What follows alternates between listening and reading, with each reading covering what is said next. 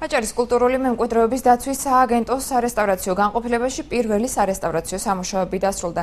რესტავრატორებმა მე-20 საუკუნის ნამუშევრის ალექსანდრე ციმაკურიძის ფერწერული ტილო განაახლეს. ტილო ბათუმის ხელოვნების მუზეუმის ექსპონატია, დამთვალიერებელს მისი ხილვის საშუალება დღემდე არ ჰქონდა. რესტავრაციის მეშვეობით ტილო სათანადოდ დამუშავდა, აღდგენილი ნამუშევარი მუზეუმს დღესვე გადაეცა.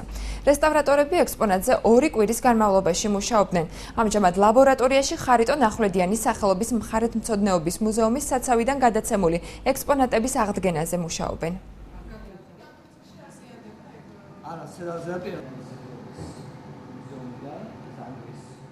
ტილოს ფერწერული აღქმის საშუალება არ ჰქონდა მაყურებელს, ამიტომ იყო ჩამოხსნილი ექსპოზიციიდან და დიდი ხნის განმავლობაში დო საცავში.